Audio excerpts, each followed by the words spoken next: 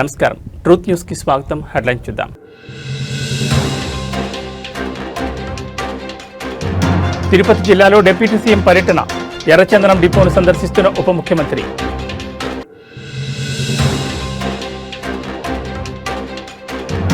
అకస్మాత్తుగా flight service రద్దు, శంషాబాద్ ఎయిర్పోర్ట్లో ప్రయాణికుల ఆందోళన.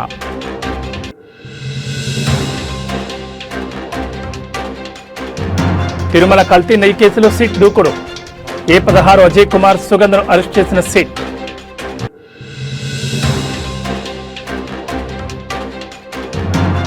తెలంగాణను వణికిస్తున్న చలి, రేపటి నుంచి గణనీయంగా తగ్గనున్న ఉష్ణోగ్రతలు. ఇక డీటెయిల్స్ చూస్తే పార్లమెంటు శీతాకాల సమావేశాలకు ముహూర్తం ఖరారైంది. డిసెంబర్ 1వ తేదీ నుంచి సమావేశాలు ప్రారంభం కానున్నాయని కేంద్ర ప్రభుత్వం శనివారం ప్రకటించింది. మొత్తం 19 రోజుల పాటు జరగనున్న ఈ సమావేశాలు డిసెంబర్ 19న ముగియనున్నాయి. ఈ విషయాన్ని కేంద్ర పార్లమెంటరీ వ్యవహారాల శాఖ మంత్రి కిరణ్ రిజిజు అధికారికంగా వెల్లడించారు. శీతాకాల సమావేశాల నిర్వహణకు సంబంధించి కేంద్ర ప్రభుత్వం పంపిన ప్రతిపాదనకు రాష్ట్రపతి ద్రౌపది ముర్ము ఆమోదముద్ర వేస్తారని ఆయన తెలిపారు. ఈ మేరకు సోషల్ మీడియా ప్లాట్ఫామ్ ఎక్స్ వేదికగా ఒక పోస్ట్ చేశారు. పార్లమెంటరీ వ్యవహారాల అత్యవసర పరిస్థితులకు లోబడి డిసెంబర్ 1 నుంచి 19 వరకు పార్లమెంట్ శీతాకాల సమావేశాలు నిర్వహించాలన్న ప్రభుత్వ ప్రతిపాదనను రాష్ట్రపతి ఆమోదించారు. దీంతో సమావేశాల నిర్వహణకు మార్గం సుగమమైంది. త్వరలోనే ఈ సమావేశాలు చర్చించాల్సిన అంశాలపై ప్రభుత్వం కసరత్తు ప్రారంభించనుంది.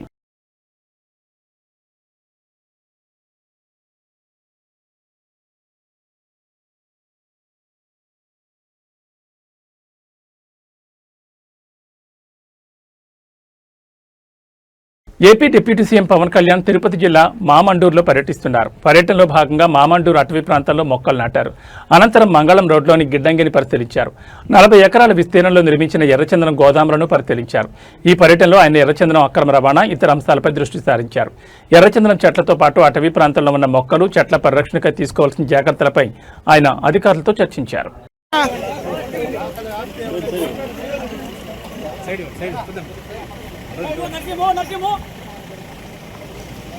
రండి.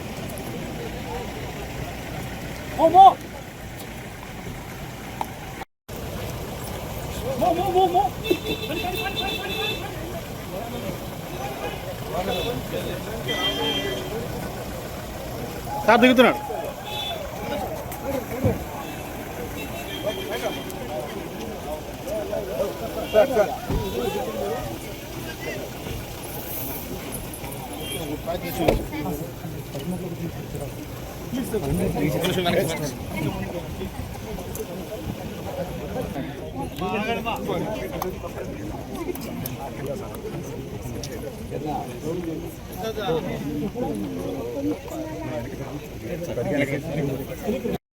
అలాగే వెళ్ళిపోతున్నారా? అలాగే ఉమ్మడి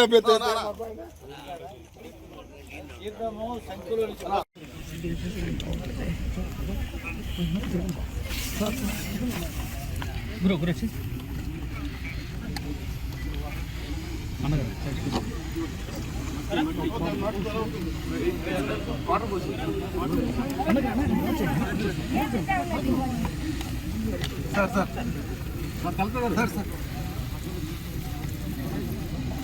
సార్ కొద్దిగా పై నుంచి పోయింది సార్, కొద్దిగా సార్ డౌన్ చేస్తాం ప్లీజ్ సార్.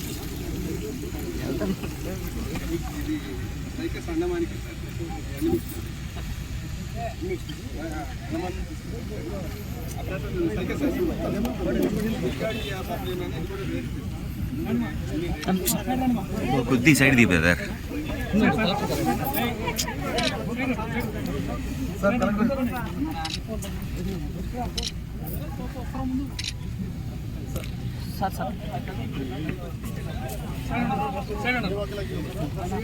సార్ మీరు కూడా బ్రదర్. Sorry sir.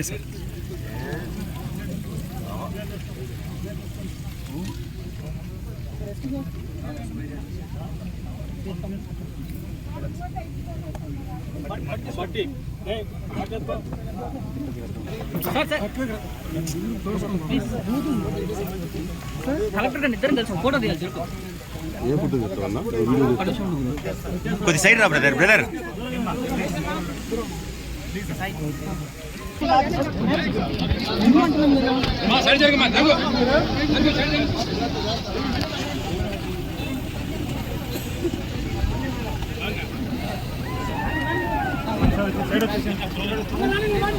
ఢిల్లీలోని ఇందిరాగాంధీ అంతర్జాతీయ విమానాశ్రయంలో శుక్రవారం ఎయిర్ ట్రాఫిక్ కంట్రోల్ వ్యవస్థలో తలెత్తిన సాంకేతిక సమస్య మరొక ముందే ఇవాళ శంషాబాద్ ఎయిర్పోర్ట్లో ప్రయాణికులకు మరో చేదు అనుభవం ఎదురైంది.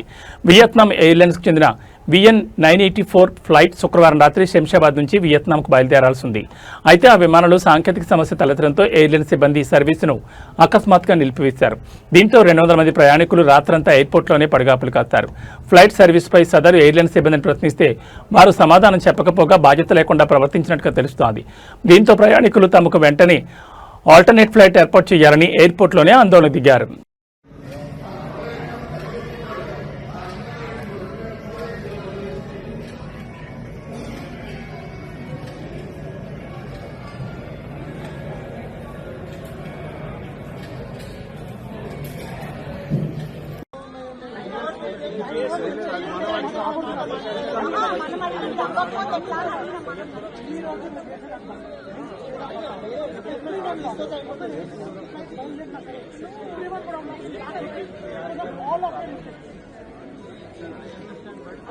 जिम्मेदार पड़ेगा ना, वो क्यों जिम्मेदार होगा? वो वहाँ पे काम करता है, वो यहाँ का जिम्मेदार है। अब क्या वो इंचार्ज है, वो इंचार्ज है, ठीक है, बट कोई तो उसका हेल्प करना पड़ेगा ना। तो एक काम करो, उसको जाके बुला के लेके आओ, कोई तो अथॉराइज्ड पर्सन को बुला के लेके आओ। नहीं, तुम्हारे बाहर जाने के लिए उसको बुला के लेके आने के लिए बोलो। कनेक्ट हुआ तो आपके डेफिनेटली आपके सामने ही बात कर रहे हैं। कॉल नहीं, कॉल के बारे में नहीं बात कर रहा हूँ मैं। अरे जाकर लेके आओ यार उसे। वो इंजीनियर के साथ में समझिएगा भाई, मेरे को समझ में आ गया है। आपके ऊपर कोई होगा, आपके ऊपर कोई होगा, आपके जो इंडिया स्टाफ के ऊपर आपका कोई भी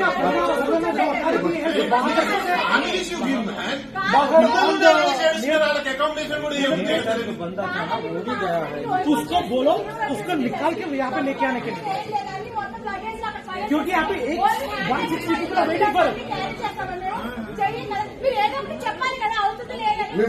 उसको बोलो लेके आने के लिए, बोलो अजय को. 3 అన్నారు 4 అన్నారు మళ్ళీ ఒకటేసారి 6 తర్వాత వచ్చి 6:30కి వచ్చి అడుగుతున్నప్పుడు మీరే చెప్తున్నారు. ఇప్పుడు మళ్ళీ 8 అంటారు, 8కి వచ్చి అడిగితే మళ్ళీ 9 అంటారా? ब्लैंकेट भी पूरा चेकिंग में है ना भाई। కాదు మేము ఉండడానికి కనీసం అరేంజ్మెంట్స్ ఉన్నాయా? तो ब्लैंकेट भी नहीं दे। చిన్న పిల్లాడు 1 ఇయర్ బాబు చలికి వణికిపోతున్నాడు అక్కడ. మొత్తం లగేజ్ అంతా అక్కడ పడేసి వచ్చాం, మేము అక్కడ ఇచ్చేసి వచ్చాం చెక్-ఇన్ లో. जल्दी से కనీసం मेरे को 2 मिनट नहीं चाहिए।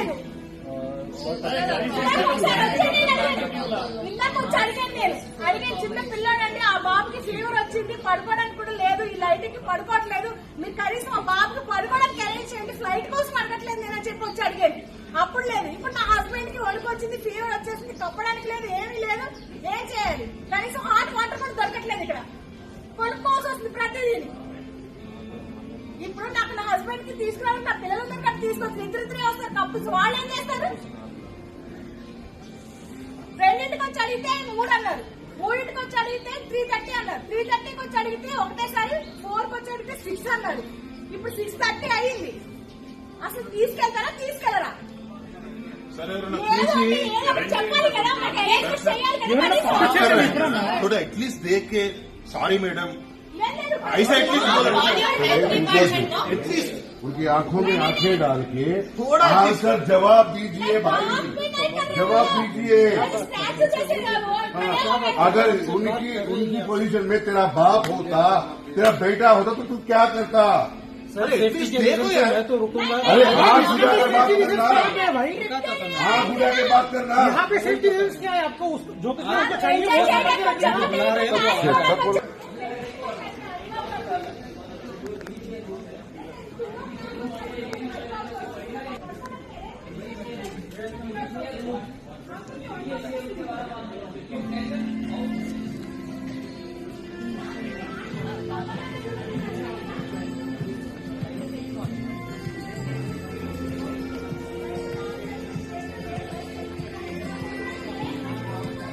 తెలంగాణలో గత కొన్ని రోజులుగా కురిసిన వర్షాలకు తెరపడింది. ఇకపై రాష్ట్ర ప్రజలను చలి వణికించనుంది. రేపటి నుంచి రాష్ట్ర వ్యాప్తంగా రాత్రిపూట ఉష్ణోగ్రతలు గణనీయంగా పడిపోనున్నాయని హైదరాబాద్ వాతావరణ కేంద్రం వెల్లడించింది.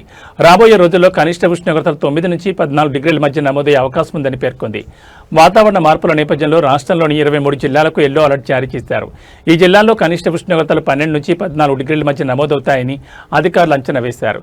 ప్రజలు అప్రమత్తంగా ఉండాలని సూచించారు. ముఖ్యంగా ఆసిఫాబాద్, మంచిర్యాల, నిర్మల్ జిల్లాలో చలి తీవ్రత ఎక్కువగా ఉండనుంది. ఈ ప్రాంతాల్లో కనిష్ట ఉష్ణోగ్రతలు 10 డిగ్రీల సెల్సియస్ కంటే తక్కువకు పడిపోయే అవకాశం ఉందని వాతావరణ కేంద్రం హెచ్చరించింది. ఈ నేపథ్యంలో ఆయా జిల్లాలకు ఆరెంజ్ అలర్ట్ జారీ చేసింది. ఇప్పటికే రాష్ట్రంలో ఉష్ణోగ్రతలు పడిపోవడం ప్రారంభమైంది. శనివారం ఆదిలాబాద్ జిల్లా బేలలో అత్యల్పంగా 14.8 డిగ్రీల కనిష్ట ఉష్ణోగ్రత నమోదైనట్లు అధికారులు తెలిపారు. శనివారం రాత్రి నుంచి ఉష్ణోగ్రతలు తగ్గుముఖం పట్టినా రేపటి నుంచి చలి ప్రభావం మరింత స్పష్టంగా కనిపించనుందని వాతావరణ శాఖ వివరించింది.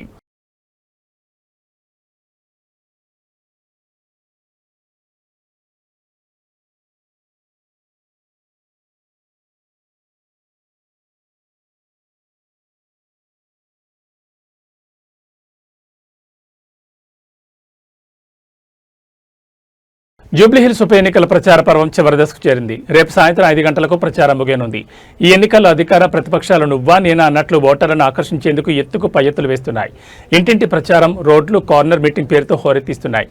ఎన్నికల ప్రచారం చివరి దశకు చేరుకున్న తరుణంలో ప్రధాన పార్టీలు పోల్ మేనేజ్మెంట్పై దృష్టి సారించాయి.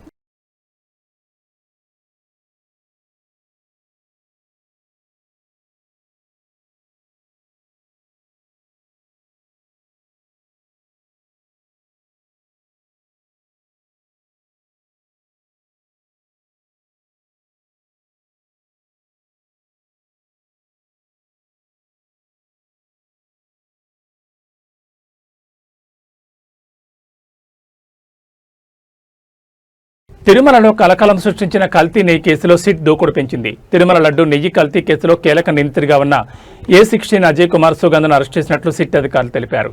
Ajay Kumar monoglycerides, acetic acid ester వంటి రసాయనాలను బోలే బాబా కంపెనీకి సరఫరా చేసినట్లు దర్యాప్తులో బయటపడింది. ఈ కెమికల్స్ను పామాయిల్ తయారీలో వినియోగించి అదే పామాయిల్ను నెయ్యి పేరుతో తిరుమల లడ్డూల తయారీ కోసం సరఫరా చేసినట్లు, ఆ నెయ్యిని లడ్డూల తయారీలో ఉపయోగించినట్లు సిట్ గుర్తించింది. దీంతో లడ్డూల తయారీలో ఉపయోగించిన నెయ్యిలో 90% వరకు పామాయిల్ ఉన్నట్లు వెల్లడైంది. గత 7 ఏళ్లుగా బోలే బాబా కంపెనీకి పామాయిల్ తయారీలో అవసరమైన కెమికల్స్ను అజయ్ కుమార్ సరఫరా చేస్తున్నట్లు సిట్ పేర్కొంది. ఇక అజయ్ కుమార్ ను నెల్లూరు ఏసీబీ కోర్టులో హాజరుపరిచారు సిట్ అధికారులు. దీంతో అజయ్ కుమార్ కి నెల 21వ తేదీ వరకు రిమాండ్ విధించింది ఏసీబీ ప్రత్యేక న్యాయస్థానం.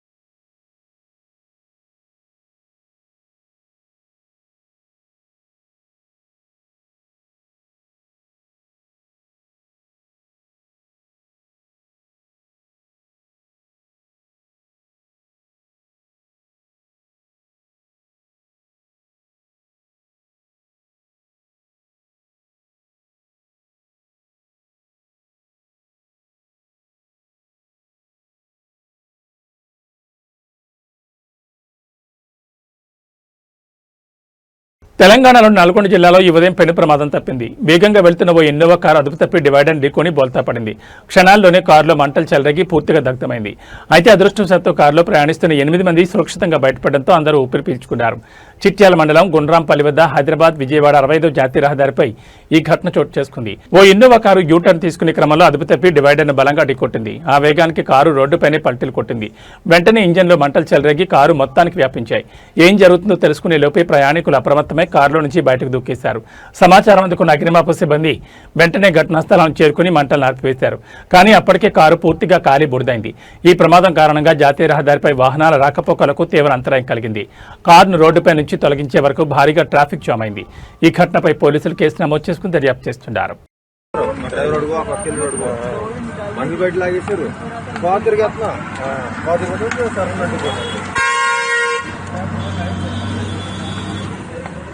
ఇలా ఒలిగింది ఒలిగి వెంటనే 5 గంటలు विरोध करो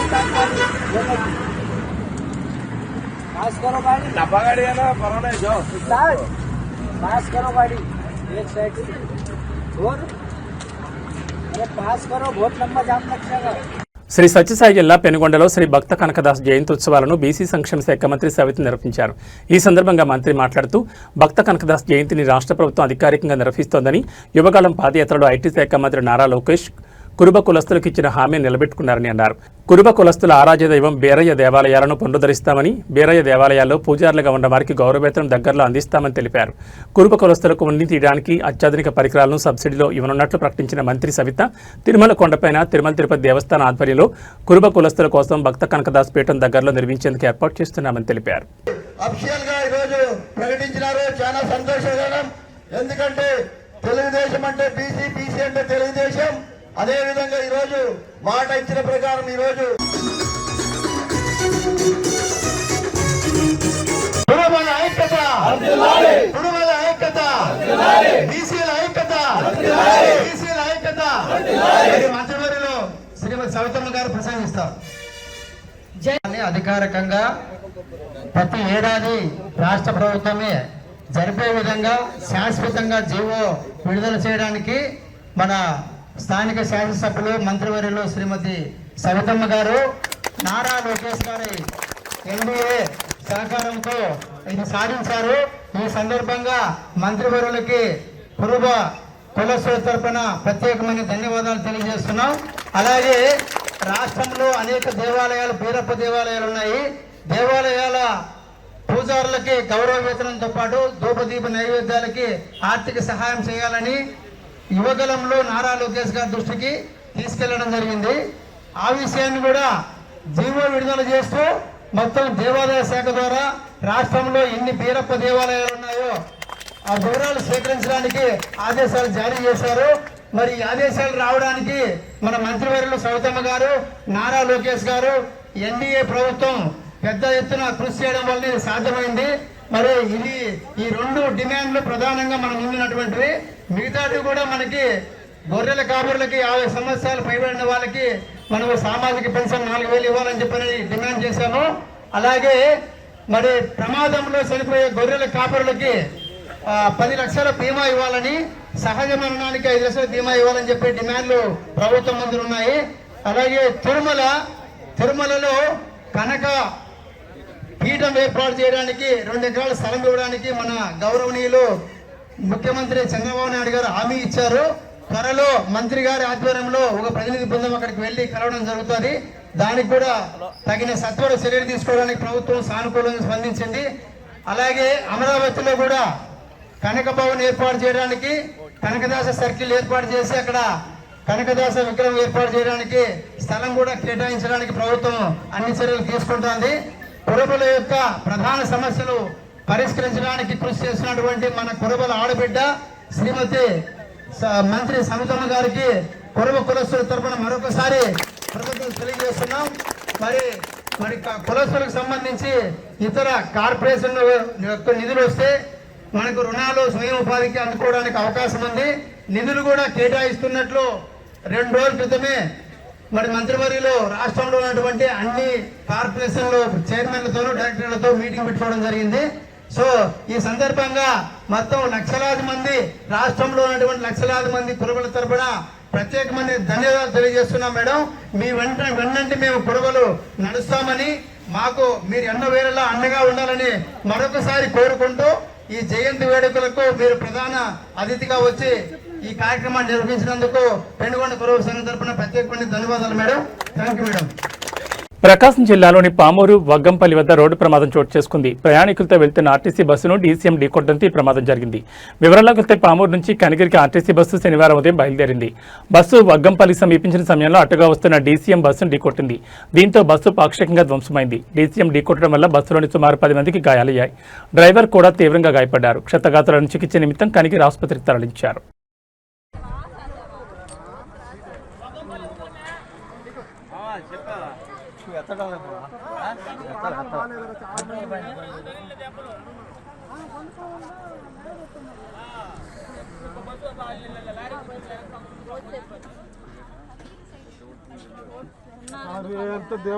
సార్ నిజమే ఇవాళ టైం బాగుంది నిజంగా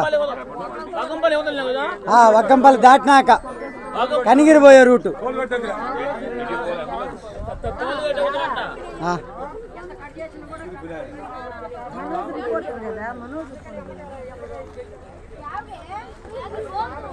వీడియో పెట్టాను ఆయనకి